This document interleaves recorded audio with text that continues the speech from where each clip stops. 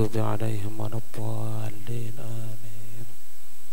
بسم الله الرحمن الرحيم.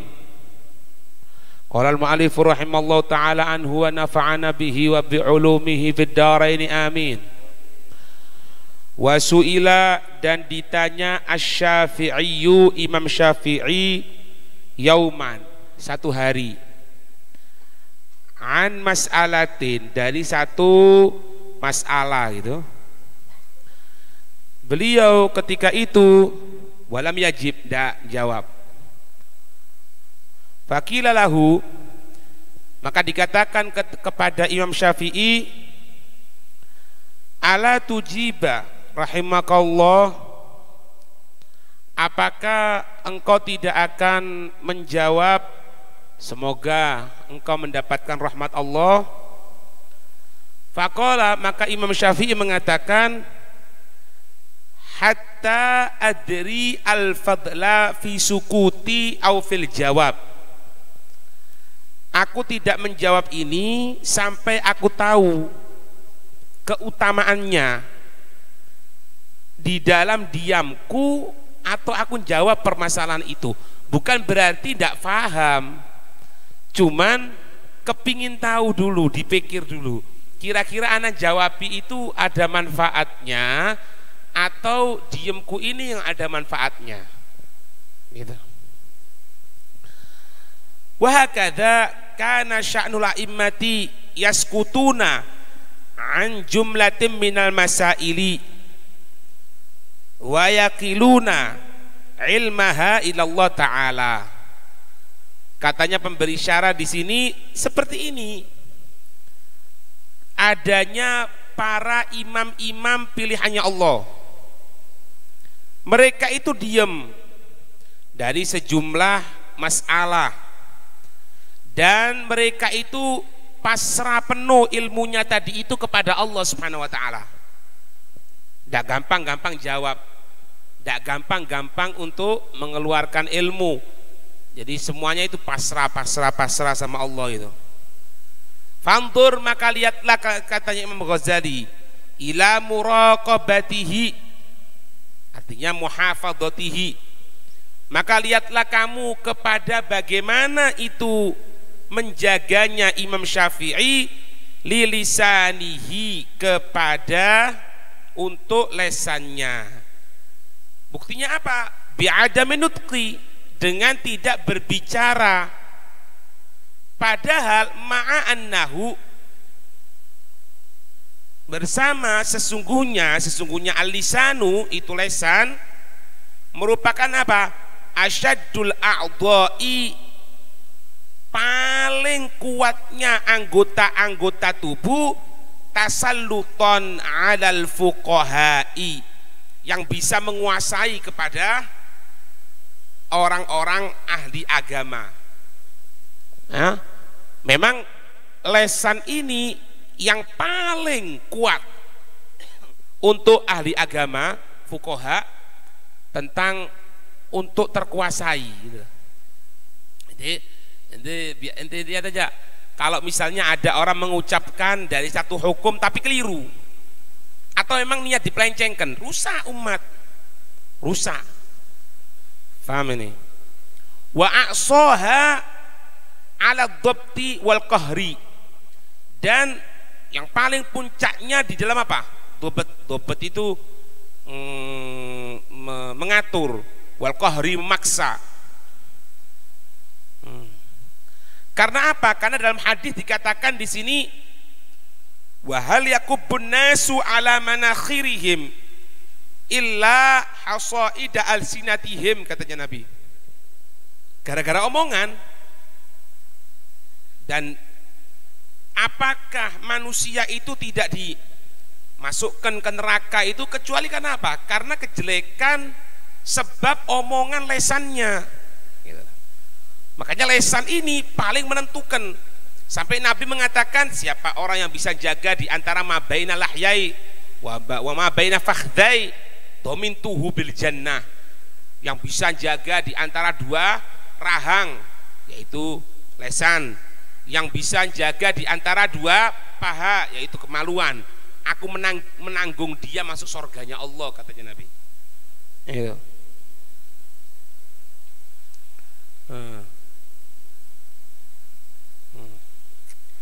Man hafidha ma baina liqalqihi wa dabdhabihi dakhala jannah. Siapa orang yang bisa jaga di antara itu lesan dan apa, di antara rahang dan kedua pahanya itu masuk surga. Wabihi, dan dengannya lesan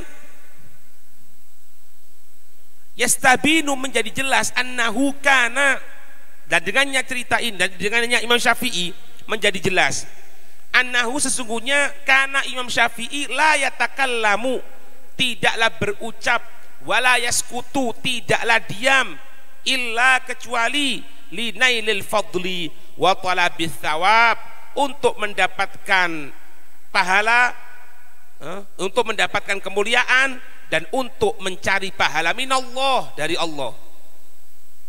Jadi tidak gampang ngomong Pak. Wa qala Abu Abdillah Ahmad bin Basti, yaitu Yahya bin Al-Wazir bin Sulaiman bin Al-Muhajir As-Sujaini Al-Masri, ahli nahwu beliau ini. Beliau ini merupakan ahli nahwu. Bahwasanya dikatakan kharaja Syafi'iyyu yauman min suqil qanadil. Keluar suatu hari Imam Syafi'i itu ke satu pasar. Pasar itu pasar Qanadil itu, dekat dengan di Mesir pokoknya. Pasar itu jualan apa? Qanadil, jemak dari kindil, apa? Lampu-lampu gantung.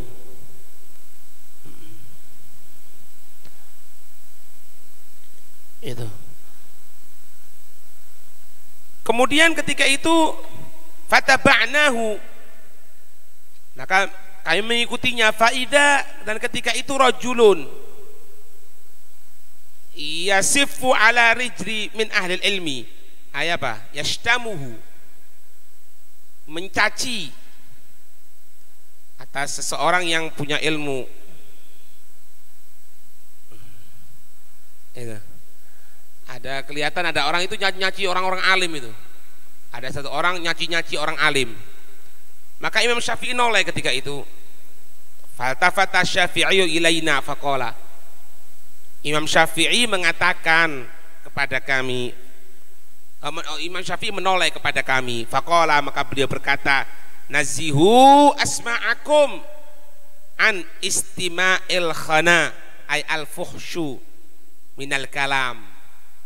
Ya,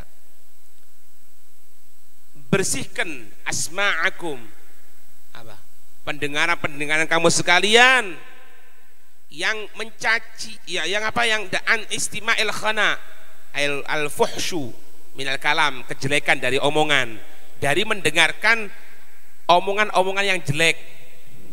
Jadi Imam Syafi'i keluar dari pasar, kami ikuti Imam Syafi'i. Ketika tengah perjalanan kelihatan ada orang itu nyaci maki orang alim. Maka Imam Syafi'i noleh sama kami. Ngatakan apa? Bersihkan ya telinga kamu sekalian dari mendengarkan omongan-omongan yang kotor.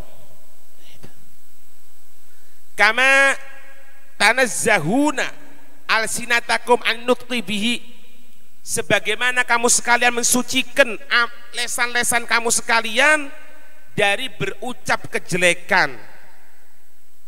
Jadi kewajiban untuk kita tidak ngomong jelek, begitupun kewajiban kita untuk tidak negarkan yang jelek.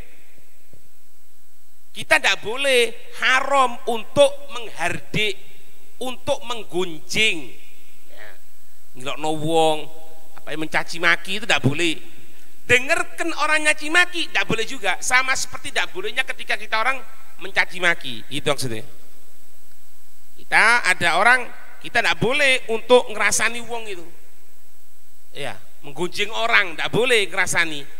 Begitupun kita tidak boleh dengarkan orang yang gunjing orang, tidak boleh.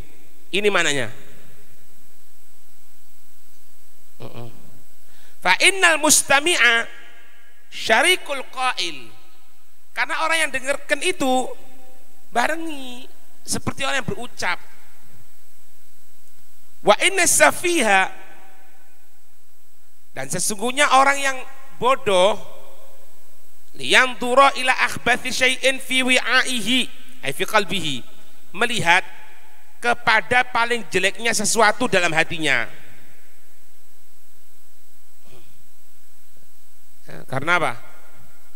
Orang yang safi, yang bodoh itu melihatnya itu kepada sesuatu yang paling jelek yang ada dalam hatinya. Yahya bin Mu'ad itu pernah mengatakan bahwasanya hati itu bagaikan kidir. Hati itu bagaikan panci yang besar. Gayungnya, sendoknya untuk ngambil dari isi panci tadi itu apa? Lesan. Sehingga apa yang ada dalam panci tadi itu yang akan terangkat dengan sendoknya. Berarti apa yang terucap yaiku hatine. Orang hubud dunia, cinta dunia, tahu dari mana itu? Hati tidak ada yang tahu kecuali Allah. Ya lesan.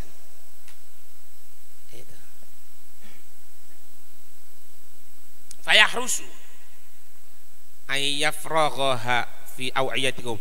Fayahris, maka hendaknya menjaga ayyafraghahu fi aw'iyatikum, engkau melepaskan begitu saja, mengosongkan, membebaskan di dalam aw'iyatikum ay fi qulubikum, dalam hati kamu.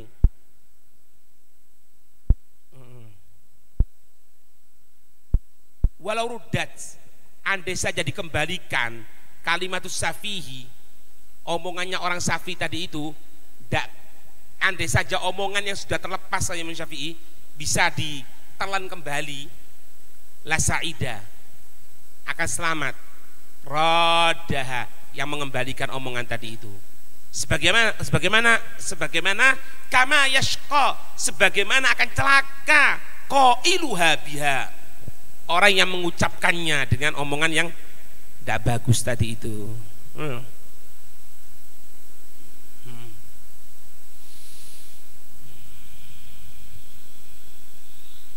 Wa qala Syafi'i radhiyallahu anhu,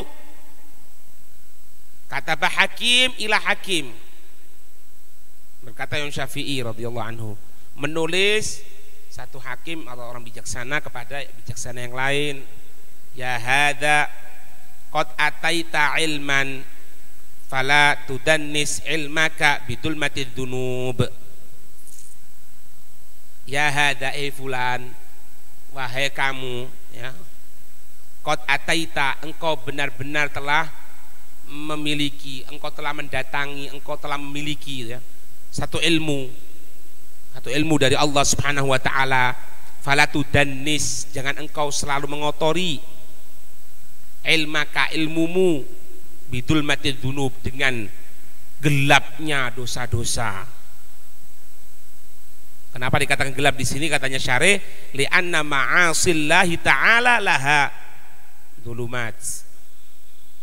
Karena maksiat Allah itu hakikatnya adalah bentuk kegelapan-kegelapan.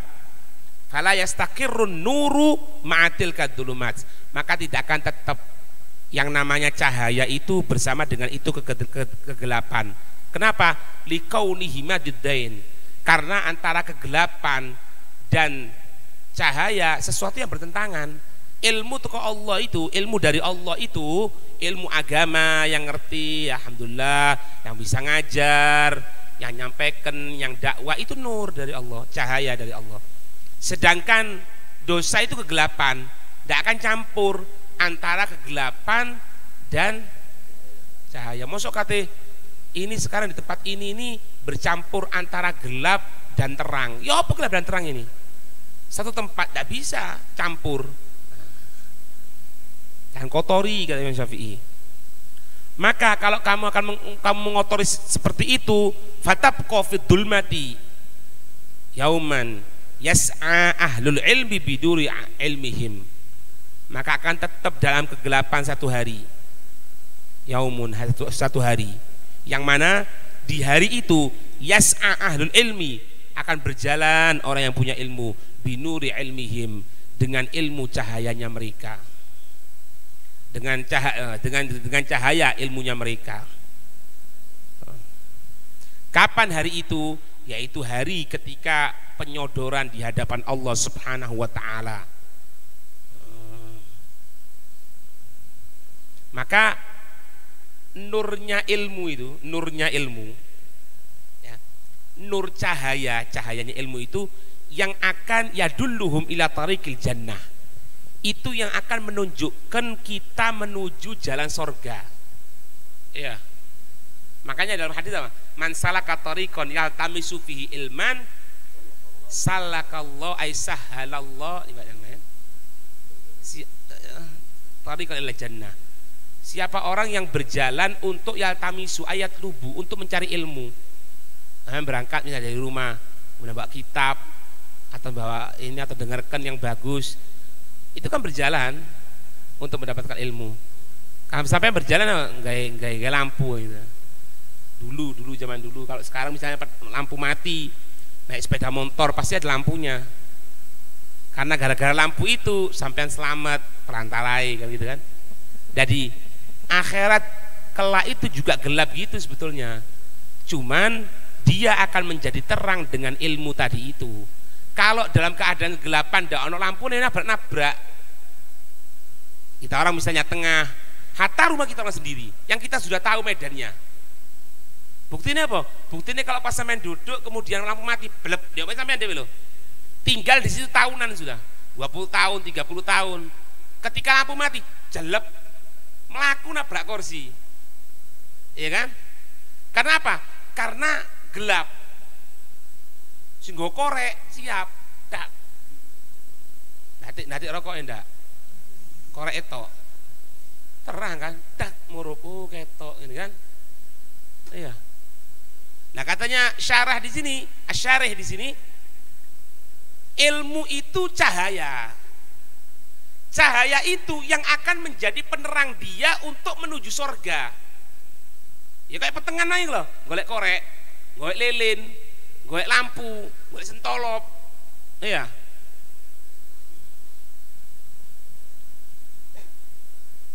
Orang-orang ahli dunub, mereka tadi itu bingung sendiri dengan dosanya mereka. Fala yahtaduna sabila, mereka tidak akan mendapatkan jalan. Lah itu lihat aja. Apa di tafsir itu kemarin? 50 tahun kan gitu kan? Di tafsir surat Sajdah itu. 50 tahun. Kenapa 50 tahun? Karena di situ ada berapa? Ada 50 azab. Ada 50 azab. Jadi naudzubillah min dzalik, ya di neraka itu ada 50 tempat spesial gitu loh. Oh, ini spesialis ini, spesialis ini, spesialis ini. Itu jumlahnya ada 50. Dan setiap tempat itu untuk diproses, diadab dan lain sebagainya butuh waktu 1000 tahun. Berarti 50 ini hitungannya berapa? 50.000 tahun. Gitu. Kalau ada yang mengatakan satu hari seperti 1000 tahun, karena apa? Karena waktu untuk diadab setiap tempat dari 50. Pokoknya ada 50 tempat.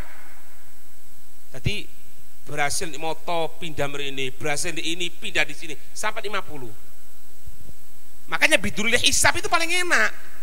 Melbu surga bidulil hisab.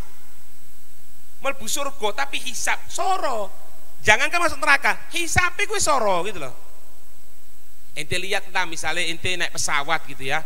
Kalau ente bayarnya bayar ekonomi, yo jejel-jejelan karo wong, ya kan, jejel-jejelan. Tapi kalau pas ente VIP khusus, yo lain, Pak bisa ada gelantung-gelantungan gitu. Nggak bisa khusus, motor khusus langsung. Apalagi ente naik di first class tingkat yang pertama, gede lu gini. Lemu enak loh ngono ya. Kemana mau kuru tambah enak. Tapi dari rokok Anda. Rokok Anda oleh rokok anto ayo nih. Oleh rokok Anda. Ya. Paham? Nikmat. Nah, orang ini bingung sudah, orang-orang ahli dosa. Bayangkan ini 50 tempat tuh. naudzubillah min dzalik ya, semoga dijaga. Ente mau dicekel ngene yo, cek digonang kantor polisi misalnya. Ndak ero salah apa kan? Dek kono ketok ono maling tengah diantemi. Dek kono diapakno, dek kono itu sudah sok. Sampai ke ngoyo ku ndak ngoyo. Nah, orang ahli dosa itu seperti itu. Kelihatan 50 tempat akan diadab. Dan dia sudah mikir, anak di sini dosa, di sini dosa, di sini dosa, di sini dosa, dan tidak tanggung-tanggung 1000 tahun. Makanya bingung mereka ini. Bingung, tidak tahu, nabrak kono, nabrak kini. Paham ini? Ngerti ini ya? Itu. Ada seseorang menulis kepada saudaranya surat. Ya akhi, wahai saudaraku, innaka qad utita ilman, benar-benar engkau ini telah mendapatkan satu ilmu. Fala tudfi nura ilmika bidulmati dzunub, maka jangan engkau padamkan cahaya ilmumu karena sebab kegelapan dosa-dosamu.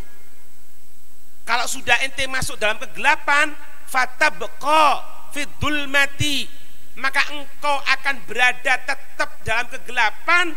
Yaumun, hari, yas'a ahlul ilmi binuri ilmihim, berjalannya orang yang punya ilmu dengan cahaya keilmuan yang dia miliki. Makanya orang punya ilmu itu Pak dijaga, akhlaknya dijaga, kumpule karo sopo, duduknya itu di mana. Ya. Sampai kemarin waktu di Madras itu Habib Taufik itu ketika cerita tentang masalah rojulun ya'lamu wala ya'lamu annahu ya'lamu. Ya, ada seseorang itu tahu dia. Rojulun ya'lamu, orang alim. Wala ya'lamu annahu ya'lamu, dan dia tidak tahu kalau dirinya itu orang tahu. Paham enggak? Dia itu orang alim. Cuma dia tidak tahu kalau dia itu orang alim, orang ngerti ilmu agama tidak paham. Maka harus diingatkan. Ketika beliau jelaskan masalah itu, Pak, itu apa katanya beliau? Misalnya, kata beliau ya, misalnya ada yang katanya orang alim duduk-duduk pinggir jalan. Ketika beliau memberikan contoh seperti itu, berarti Pak, orang duduk-duduk pinggir jalan itu tidak pantas. Apa maning sing duwe predikat, duwe ilmu. Paham? Apa maning duduk pinggir jalan di trotoar mangan di kono sak rokokane. Ustad. Loh, kan bingung lah. Loh, Ustad. Apa mabuk tadi apa? Salah ngombe obat ayo. Kayak gitu tuh, Pak. Nah, orang punya ilmu itu gitu dijaga. Bahkan tentang masalah muru'ah dalam kitab Yaqutun Nafis. Ini penting ini. Termasuk yang bisa menghilangkan muru'ah. Muru'ah itu kewibawaan Pak, tidak dosa sebetulnya. Ngerusak wibawa itu tidak dosa. Cuma kalau berhubungan dengan persaksian, batal dia. Tidak bisa jadi saksi lagi. Apa diantaranya? Tahu sampai bicaranya? Yaitu ketika dia copot kopiah. Copot kopiah loh. Metu tapai kopiahan ini. Ini apa ini? Merusak muru'ah kewibawaan. Kalau ditanya, loh beb muru'ah itu haram? Tidak haram. Tidak haram. Siapa para haram? Cuman menggugurkan hak ente sebagai syahid. Jadi saksi itu tidak iso nih syariat. Karena apa? Karena muru'ah rusak. Iya. Loh sampean misalnya nang Jumatan Pak, gaya katok kolor misalnya. Penutup antara pusat dan lutut. Antara pusat dan lutut wis kainnya tebel sehingga tidak berwarna, tidak kelihatan warna kulitnya. Sampai sholat, kira-kira ditono wong ndak? Diusen ndak karo wong? Apa-apaan ngono iki? Lah itu kan jawab, ente ini apa sih? Ente pernah belajar Safina apa ndak sih? Auratul rajuli mabaina surat wa rukbah kok. Dalil jangan kan? Alim kan? Maka harus ingatkan. Ustaz, ini tidak pantas gitu itu. Itu betul kayak gitu itu, tidak pantas juga. Ente tidak gunakan serban itu tidak pantas, itu sunnahnya Nabi, gunakan serban. Akeh ustaz nangge serban. Nangge serban. Akeh kan, banyak kan itu kan. Padahal sunahnya Nabi ini. Nah, ini semua hal-hal sepele tapi kalau tidak kita perhatikan, yo iki mat hari wong ilmu itu yo iku. Maksudnya itu bukan cuma bangga-banggaan, bukan. Jadi gini Pak, yang namanya santri, yang namanya orang ngerti ilmu itu minimal kalau kita ngelihat kepada dia, kita akan ingat sunnahnya Nabi. Itu yang benar. Iku santri bener, iku orang ahli ilmu yang bener. Eling, oh ternyata siwak itu wajib, oh ternyata siwak itu sunnah yo. Loh kon, nah iku ustaz iku ati opo-opo siwakan. Nah, tepak kan? Oh ternyata rokokan itu udah apik yo. Kok rokon? Lah iku ustaz tidak rokokan. Ono ustaz rokokan. Ustaz rokokan ono. Oke. Ayo, tumpuan. Ono kere-keran, Pak. Ono kere-keran tentang masalah ngombe kopi karo rokokan. Ono sing kere-keran. Iki ceritane ustaz turu kere-keran, masalah kopi ambek rokok. Ngamuk wah iso. Rokok iku makro, bahkan anu haram. Andi dalile tuwa wis. Justru sing ngono kopi. Kopi ku iso membuat mukhadirat ndri apa? Wah tukaran wis kere-keran. Itu lihat kopi ku iso kecanduan lho. Koyo homer sampean. Tuwa sampai homer barang. Satu orang alim Pak melaku tek. Ayo ngalim. Terus ya apa iki? Takon ae wae. Endi sing bener? Rokok apa kopi? Iya. Wah, iki kan digolek di kitab dak ono to, Pak. Golek ono kitab iki. Apa yang fadil, apa yang mafdul dak ono iki. Endi sing utama, sing rokok apa sing iki? Dak kan? Orang alim dilakoni. Ya apa Ustaz? Apa iki? Ya rokok sing apik kok. Apa ndak kopi sing apik kira-kira. Kata si orang alim itu gini, Pak. Ngene lho carane. Kon kepingin weruh ah. Rokok itu karo kopi di sing apik. Ono carane. Ono kitab, ono kitab ndak ono. Ya apa carane? Kon wong loro misalnya berangkat haji atau umroh pasti ngarepe Ka'bah. Kon nggawa rokok karo nggawa kopi. Apa sing ngrasakno? Ngombe kopi apa rokokan? Wah, wis aku ngomong apa? Rokok ada api ah. Kalian tuh Pak. Misalnya ngomong ini salah, opo iku bendino ngomong rokok tok ngene. Lah aku takon saiki. Wis ngono jawaban. Kira-kira di Masjidil Haram mani ndak ngerokok? Ora pantes. Nah, berarti ndak api gitu jenenge. Ya. Tapi lek kopi di diae, kok jadi jeding. Oh enggak. Jadi memang Pak, memang yang namanya orang alim itu semuanya diatur, gak iso sakarepan sih. Gak iso rek. Wong presiden diatur kok mosok ono presiden marung di lesehan. Ono. Iya. Oh juga delok panganan delok dhisik. Pengajian Pak, pengajian teko mrene misalnya presiden, misale takon dhisik Abu Bakar iki. Endi panganane delok ya? Ono racune apa ndak iki? Ono iki napa ndak? Ono gisine apa ndak? Ngono sih ah. Lha iku presiden lho, omane wong alim. Ngerti? Ya wis cukup Pak, jaga Pak nggih. Wis cukup. Insyaallah semoga berkah nggih. Sing dadi wong alim insyaallah bisa jaga, sing durung alim semoga jadi alim. Amin ya rabbal alamin. Wallahu a'lam bissawab. Al-Fatihah.